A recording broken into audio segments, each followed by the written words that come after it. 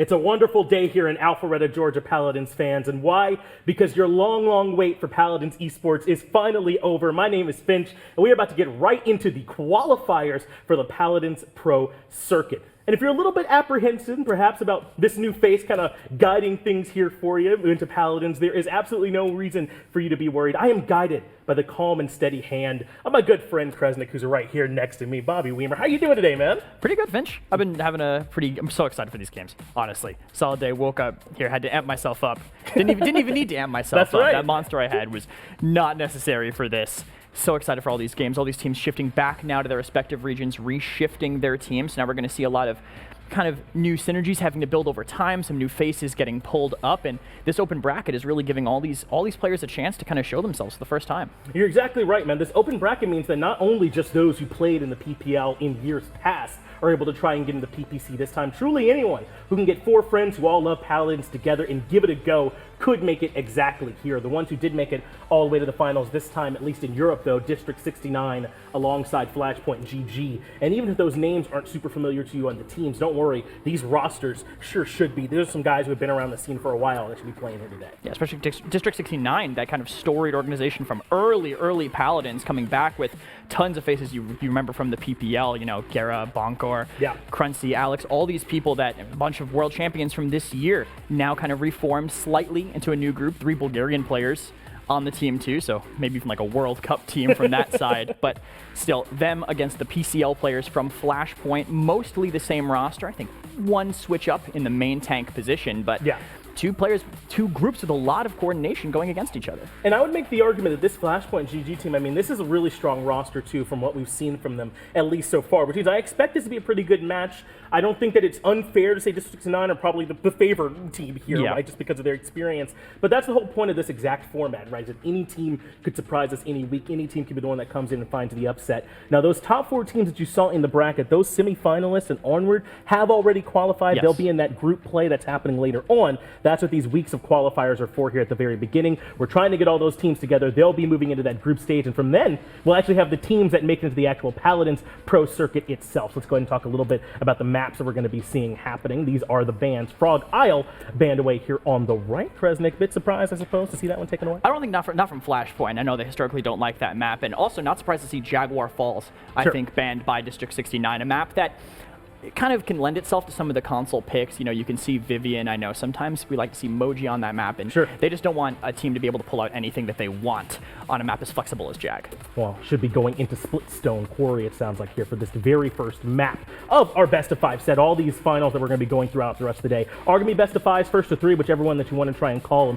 So talk to me a little bit about what we can expect here from Splitstone. We're going to see a lot of backline heavy gameplay. I think a lot of teams have kind of been, there used to be a quarry-centric map you wanted to play on the inside and control that so you could have point, but a little bit more teams have been playing more flank-centric now, and on the faraway area to watch the point, just to have that control, triple DPS, something it's not unusual to see. Not in North America, right? Yeah, no, especially that, but even in this region, I wouldn't be surprised to see it. This map, point control is so important, and you can surround it so easily on this map. Let's go ahead and move into those picks and bans then. District 69 in that first pick spot, and already choosing to take this con off the board. Not super surprised to see that. Torvald, another ban that we're seeing happening here on the right-hand side. So far, these feel like fairly standard from what we're seeing. I would say so, yeah. Con actually kind of fell out of the ban column recently, but against Flashpoint, a team with a lot of players, their tanks specifically on controllers, you want to get rid of a tank that they're going to have that comfort on, that aim assist for the hit scan. Very impactful. So getting rid of that and forcing them to play an off tank that they're going to have to lead their shots, or maybe having to go to a worse off tank like a Ruckus if it isn't good into their composition. It's a good way to really control the draft from D69. Looks like the Fury removed as well on the side of Flashpoint, but that's Genos' first pick for support for District 69. This makes a ton of sense to me, right? Genos provides so much to you from that support role, has a little bit of control, some nice range, can heal just about anywhere. I mean, how much do you like Genos here, right? I mean, it's huge. The damage boost is just massive. That's the reason you pick Genos. 15% across your entire team. Sounds good. Yeah. After a lot of the damage boosts got kind of nerfed and shifted away from over time. Bigger question mark for me right now, though, is that ROM pick into it. I've always felt that ROM is a solid pick unless you're running it into a Genos. The Void Grip immediately canceling your dash, which is kind of the whole crux of playing ROM. Yeah, he can get aggressive, he can delete Dome Shield with his ultimate, but being completely taken out of a 75% damage reduction sprint, it's really hard to deal with, and Flashpoint's going to have to really find a way to Where enable will the it. journey Great point. I take mean, he's me got the today? Barrack on his side anyway, so some of that extra added, ability doesn't even really matter here in this matchup. They're going to have that Koga come in to round out this draft alongside the Grover. Meanwhile, on the other side, D69, Eevee, Maeve, and Makoa, potent frontliner, plenty of champions are able to get to the backline as well. Decent damage. We like what they've got here. I love that they picked Eevee Maeve into a console team, too. That's kind of the thing, because in console meta, when we were playing in the first crossplay bracket, the PWCQ, everybody was just the top teams were all just banning Eevee. They just didn't want to play against it. And now this is one of Eevee's premier maps. She can go over so many walls, play above your head the whole time. And this Koga and this Victor have a lot of work cut out for them, I think, to try to stop that pressure. Well, as you predicted, D69 is going to have to play with that Ruckus, perhaps as a result of seeing that con taken away earlier on in that ban phase. We'll see how much that works for them. And then, like you said, it's going to be the Victor that rounds out this composition for Flashpoint. So we've got a pretty good idea of what we can expect from these two matches, Kresnik. I'm pretty excited for it. Let's just get it on down to Dolson as well as Gormizer to start the action. Thank you kindly, Finch. Great job on the desk to open up the PPC qualifiers here in Europe. Gormizer, it has been 88 days since we crowned the last Paladins world champion, and here we are starting off the year 2020. And I couldn't be more excited, I don't think, about the two teams we've got in this matchup. Let's look at D69 first. That is a star-studded lineup. Not surprised to see them in the finals. I mean, you've got players who have been in the finals, who have been up to the top of the world countless times on D69 that are being able to come through and kind of control everything.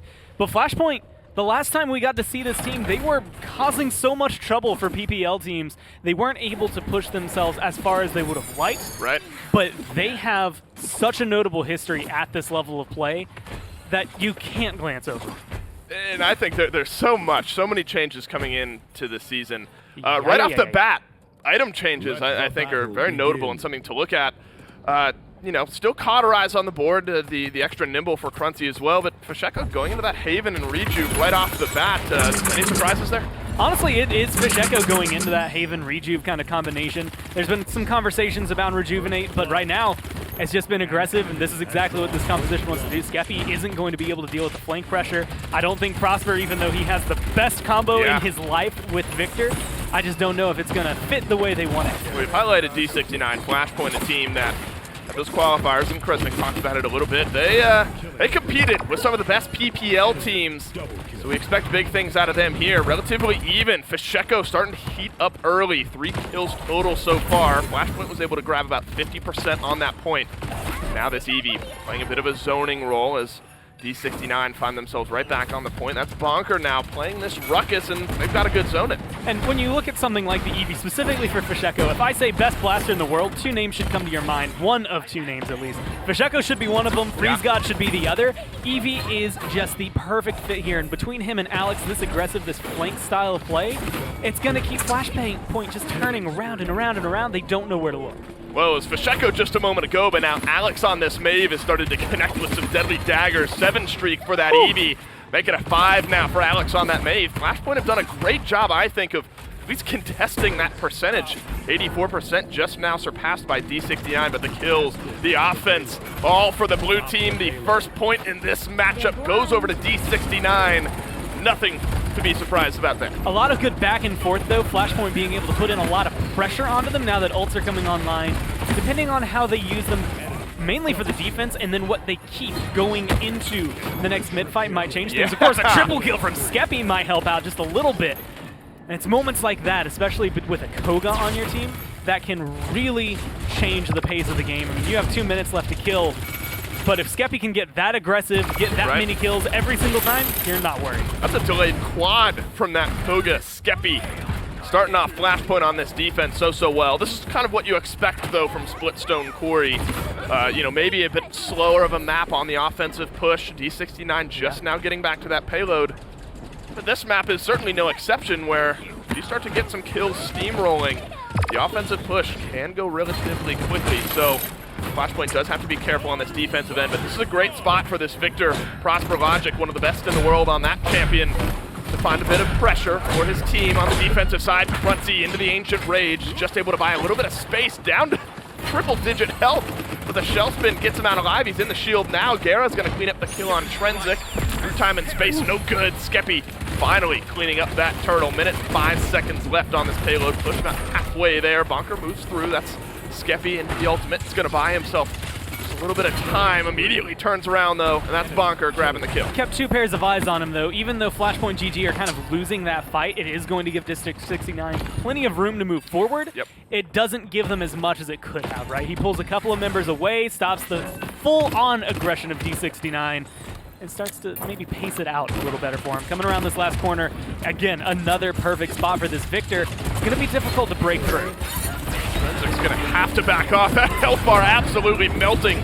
Bonker grabs the kill. That's the Hexafire that helps him out there. Gera one more as well. Dome Shield dropped onto the payload just to buy some time. That's Prosper Logic down in the low ground. He's able to trade out one onto Fasheko, make it 2 now with one onto Bonker. This is what Flashpoint needs. They needed some kills to get traded back because everything was coming up blue just for a moment. Prosper Logic, he's found the right moment to come up big. And this looks like a good defense for Flashpoint. Nice little bit of aggression, making sure no one's going to be able to get through. Blink over the wall, though, might be good from the EV, but nothing. That's what you expect on Splitstone Quarry. It got close there towards the end, but some good kills. This is the triple kill, the delayed quad, I guess, from Skeppy. Talk to me a little bit about this Koga as well. I mean, so maybe in and out of the meta in the console league.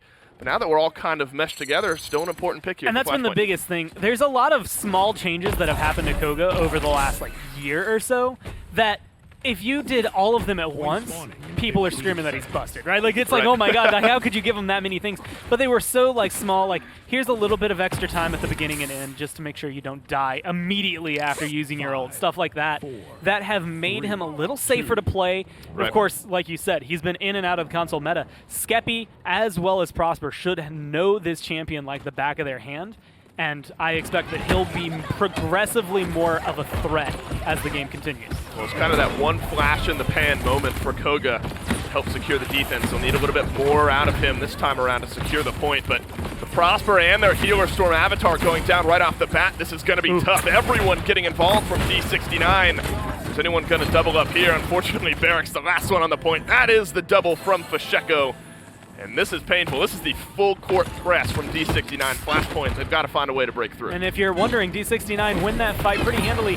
0 ults used by them as well. They only had 1 available. It's going to be coming through now, but it's not anything insane from them. Now they're starting to drop what they have, but admittedly, they don't need to. It's just for the zone. That's Rom, newest champion in the Paladins universe. Well, Tiberius, I guess. So almost the newest, but Rom is going to dash himself through, reset overtime timer. If we were at 99, it would be reset at least, but it's just him kind of hanging out back around this corner. Alex, I think, privy to that information, moves through, not in time.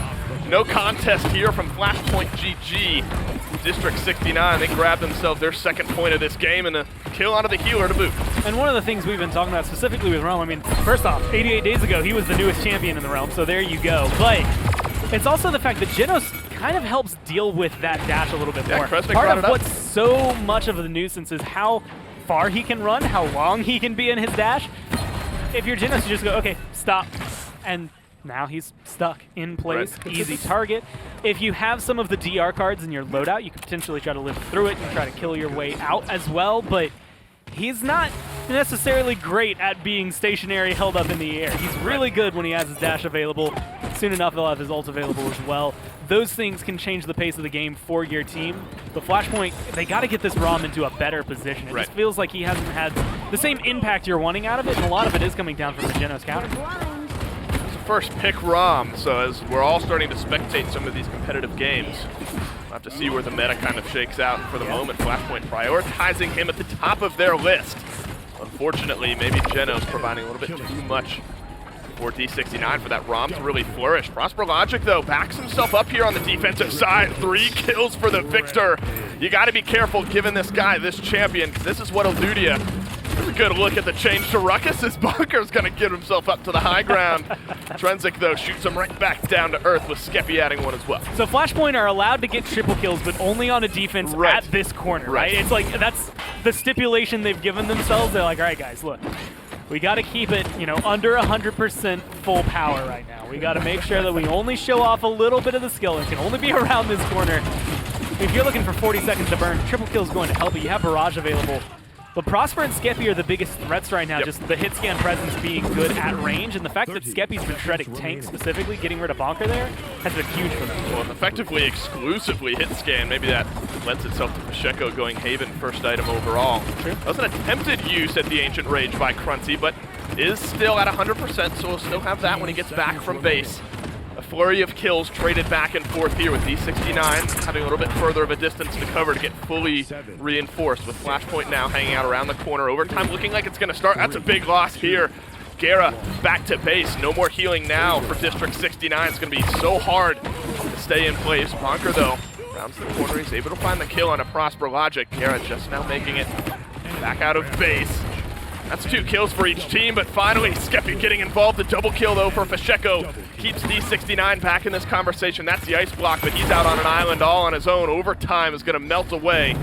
That's another good defense from Flashpoint. And if there's anyone you want to keep you in overtime, Eevee's the one to do it. You just need a smaller map and faster respawn timers to make it work in that kind of scenario. 14-6 right now for Pacheco. Incredible run from him. You've got a lot of good kills coming up on Flashpoint as well. 13-7, very close slash line there for Prosper Logic. And it's those big impacts that are coming down from them. The problem, realistically, for Flashpoint right now is all their big moments are happening on the defense. A lot of those kills are showing up when they are just holding off this payload. They need something to come out during this point fight. This would be the best one. 2-2 is a great scoreline. You score this one, you can win the game off the push. On a good checkerboarding of damage on the charts as we saw as well. So not necessarily one team all grouped up at the top. You've got kind of a cascade. Maybe that Koga's a little bit lower than you would hope, but there towards the top. Skeppy rounding the back side. He is going to plug away some good damage onto Bonker, but Prosper Logic, he's been challenged by Cruncy up the ramp. That Makoa goes. Pacheco's going to drop the Ice Storm right into the Dome Shield, though. Does he have enough damage? He's not able to finish off the Barrack just yet. He's one tap away. Nobody's been able to get him. Good lad for his troubles. He's able to answer back with a kill as well. Gera suddenly under duress as Skeppy rounds the corner. That's a double kill for the Koga. This is the best look we've seen out of Flashpoint on the point. You need them to show up around the point fight. They do it when they need to. A 12 streak right now for Skeppy as he's burning through. Ult available on him, a Whirlwind as well coming through with the Grover. A lot of healing, a lot of sustainability, and a lot of kill potential on this Flashpoint team. You gotta get a touch on the point right now. Bonker uses the Hexafire. That's gonna root him in place. He's gonna have to maybe cancel it and dash himself forward up onto the high ground. Nobody from Flashpoint on the point at the moment, so they won't capture the point just yet. No Dome Shield for Good Lad this time around. He dances back and forth behind the shield. Pacheco finds the final shot. You're okay to maybe lose this fight here, Flashpoint. District 69, they only got 15%. Skeppy Intrinsic, though, keep them in the conversation. Good shots from Prosper Logic before Alex dances around the backside. Now Skeppy looking for some mid-air shots onto Alex, but better daggers. That's a double kill from the Maze. Still on the point, though, is this Rom. Cruncy, maybe the last to fall at this point. Bonker's just got to throw that body onto the pile. Resets overtime. This one's going to melt away so quick, Gormizer, the moment somebody steps off. Well, he's got 500 bullets right now if you're Trinsic. You need to melt down Gera. You need to do something. 99-24. The kills just keep rolling in for Flashpoint. There we go, and they finally capture it. That one maybe foregone conclusion as, you know, you're throwing one person after another on the point after a little bit. And what a change. What a better look at the point fight there from Flashpoint. They've been on their heels this entire game. Now you got a chance to win with a 2-minute push. Make it through. You're already starting out beautifully. 3 kills cleaned up, and ults on their way. 70% on the barrage, 79% on the dome shield, 74 on the whirlwind. And if Rom, well, again, 500 round clip, as long as he doesn't die there, unfortunately he does, that 50% becomes 100 pretty quickly. And that Rom, Trinsic, before getting taken out just now, was on a double-digit streak, so he was getting himself more involved, feeling a little bit more comfortable. Do you see anything different, really, in that mid-fight compared to the rest of the game? Because he was getting involved. It was more his positioning than anything, right? I think a lot of these last few fights, the first couple of fights, he's getting not necessarily more isolated, but a little bit easier of a target for District 69. That time around, they won a fight away from the objective first, then moved their way over. And I think that was kind of the eye-opener. They weren't fighting under bleachers. They were fighting over near the lava. And just little moments like that really knocked this one out of the park for him. This is the D69 chance on defense, and much the same as what we've seen out of Flashpoint. They're going to draw the line right towards this high ground. It's going to be Pacheco finding his for those mid-air shots connected as well, but Gara going down makes this a little bit more tough. Suddenly Trenzik feeling confident to wrap around the backside of Crunty. They're maybe going to be able to clean up this Makoa. He has the Ancient Rage, decides this is not the time to do it. But now you got kind of this halfway stagger. Alex and Fasheko both kind of caught out. It's two men zoning out one Prosper Logic. The payload's been moving forward this whole time. 35 seconds left to try and close that out. worth? 15%. Alex goes really deep. Is it worth is going to be the question, because right now Trinzic's able to get in there. They have a lot of ults available. If you're Flashpoint, you can burn this down and still look for the win. Yeah, this Rom ultimate could really hurt you here towards the end, especially with Gara going down. Hexafire from Bonker. Beautifully timed, beautifully executed. Double kill here for them. Good hook. Suddenly, Rom caught out all on his own, and Crunty's able to clean up that kill. Finally, Prosper Logic is able to get back in this fight once Fasheko goes down. So they delay that Victor from getting in on this fight. Overtime will begin here in just a moment.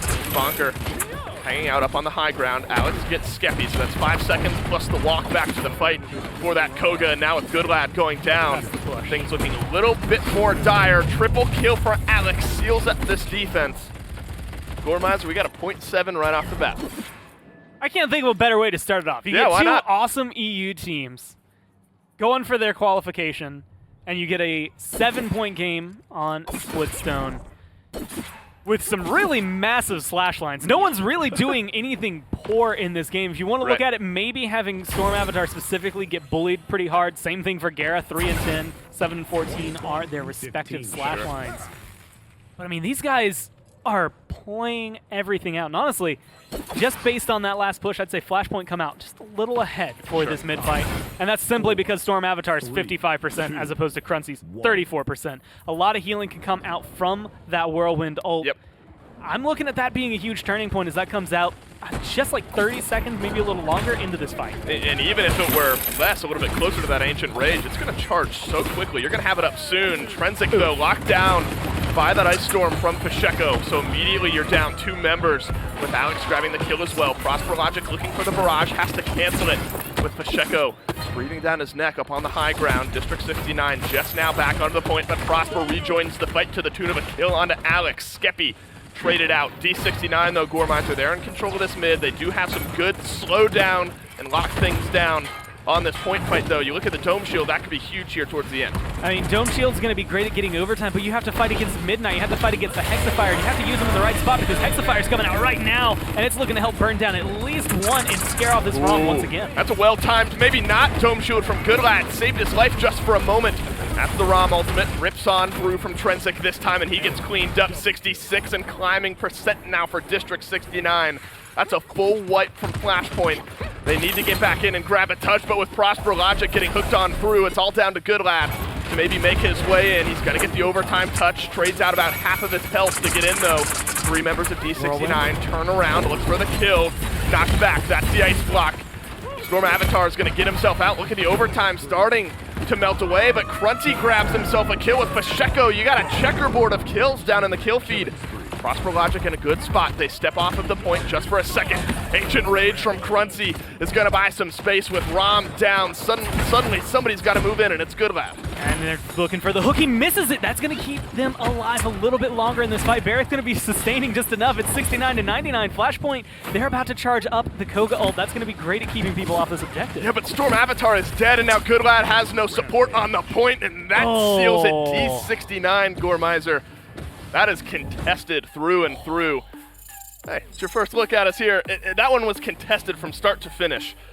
And what we expected out of D69, but Flashpoint, so much of the conversation was around D69 and Flashpoint. Don't forget what they did in that qualifier tournament. They can compete. They pushed them all the way to 7. That's huge for a first game, but I mean, Goodlad's right there, right? Like, they know they have some potential still going on for them. A lot of strength coming down from Flashpoint, maybe some misnomers in the pick and ban phase, maybe some misplays towards the end as to where ults come out, and just good zoning from D69 secured that objective. Yeah, this one goes the distance. All 7 points. D69, though, they grab win number 1 in this best of 5. Game 2 right after this.